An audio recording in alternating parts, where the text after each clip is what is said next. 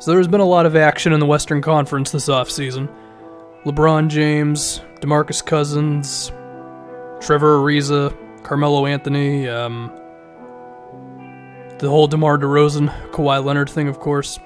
But the Blazers have been pretty quiet. Their main moves have been drafting Anthony Simmons, signing Seth Curry, lost Shabazz Napier, Ed Davis, and I think some people, including me, have mentioned that is there a chance that the Blazers would actually miss the postseason this upcoming year, just because it seems like where some teams have gotten better, the Blazers have just kind of remained stagnant. Well, I think what I would say, before I go into like the details of this team and all that, I think this team is looking at themselves being somewhere between the mid-tier of the Western Conference, which is like the 4th seed, and then potentially missing out by like one game, just because it's going to be super close, and the differences are going to be like injuries, if the T-Wolves hate themselves 20 games into the year.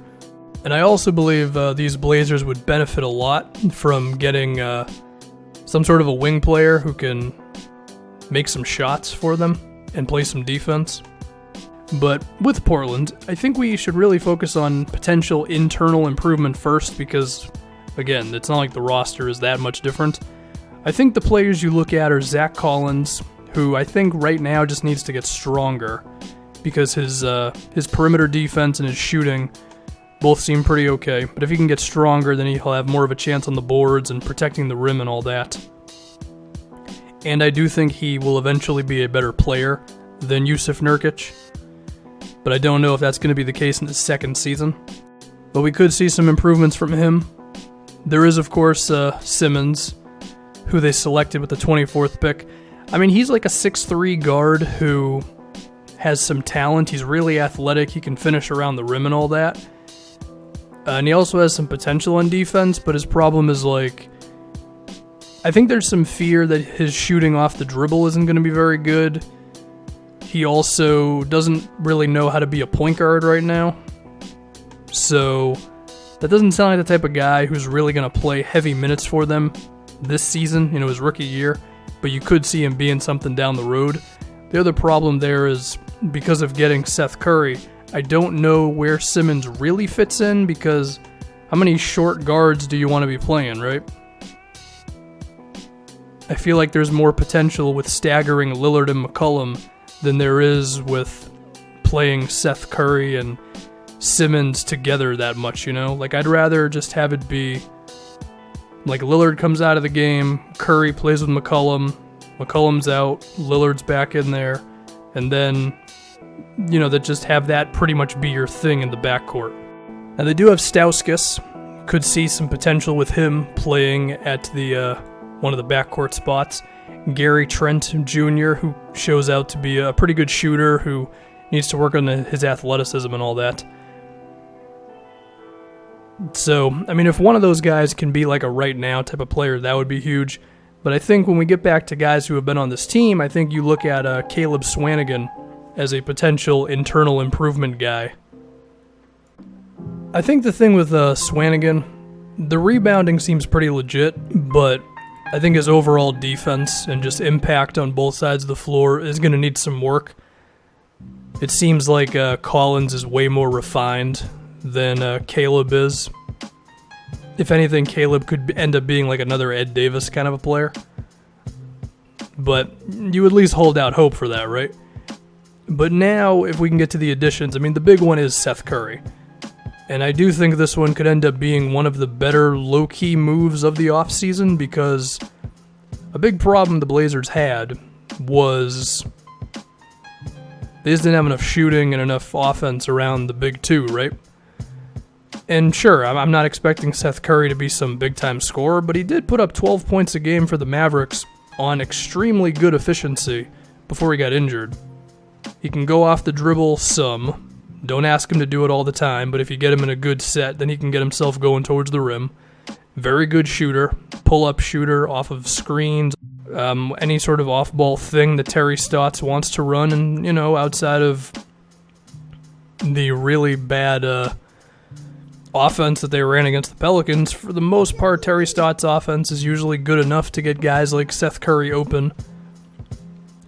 And I mentioned earlier that I do think he can play with Lillard and McCollum, because Curry, again, is a pretty okay ball handler.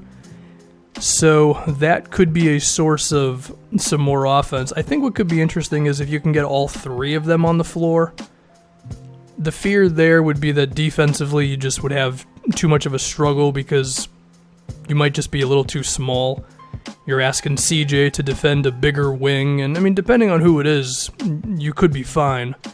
And then if that's the case, then you could have all three of these guys out there shooting three-pointers. Any three of them can bring the ball up floor, and that could be something.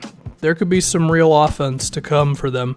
Now, do I think that's going to drastically improve them offensively? I mean, no, but I do think it could be the difference with them going from mid-tier, where they were last season, to at least leapfrogging teams like the Jazz, the Wizards, although healthy John Wall will probably make them better. But, you know, there were teams like the Jazz, the Hornets, the Pacers that were a little bit better than the Blazers on offense, and I could see a Seth Curry move maybe bumping you over those teams. I mean, Miles Turner shooting more three-pointers could make Indiana's offense pop a bit more, but still, I do like the potential of a Seth Curry, Lillard, McCollum thing. If we can get to the wings, Evan Turner, Mo Harkless, Aminu, I don't picture any of these guys being too different than what they've been. I mean, at this point, Aminu has grown into a pretty solid two-way power forward who can defend on the perimeter, shoot some threes.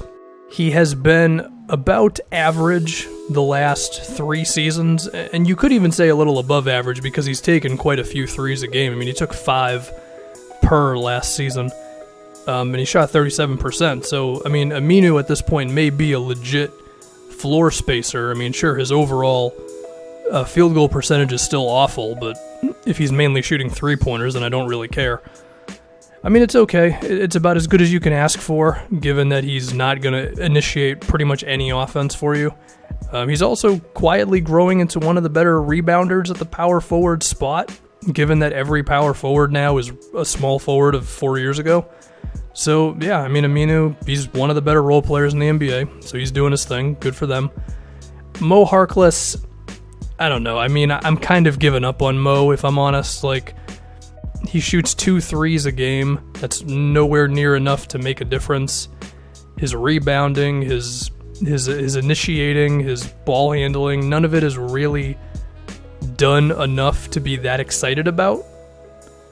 But with all that being said, I do still think he makes them better when he's out there. So, you know, he's a little better than, let's say, Solomon Hill.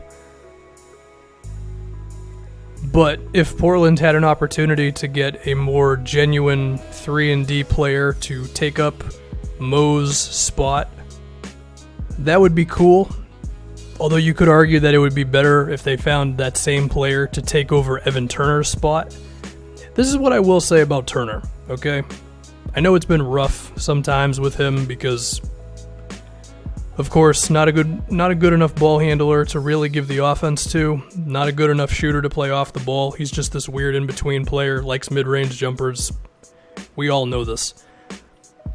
But in the one lineup that he played with last season, in the regular season at least, which was basically him with the starters, the team was good. Like, they were plus 7.5 in about 500 minutes. Now, in the postseason, that same lineup was not as good, although it's tough to remember now, given that Pelican series seemed so much like a bloodbath.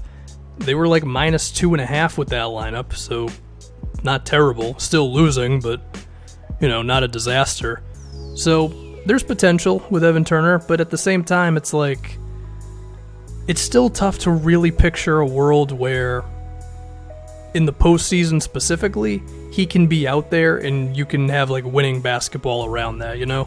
Because the teams just leave him open. It is what it is. So, I don't know. I feel like Turner and Mo Harkless are kind of in the same spot for this Blazers team, where it's like they've figured it out enough to where this team can still be good with those guys, but then when it comes to the big moments, Whether it's against a really good team or it's, in the playoffs, that sort of thing, where you're able to really game plan against each other, that's when those two's deficiencies really come out, and, it is what it is. So, with all that being said, on this Blazers team, I should also mention Nurkic, I guess. I think he's just going to be himself. He's an average NBA 5.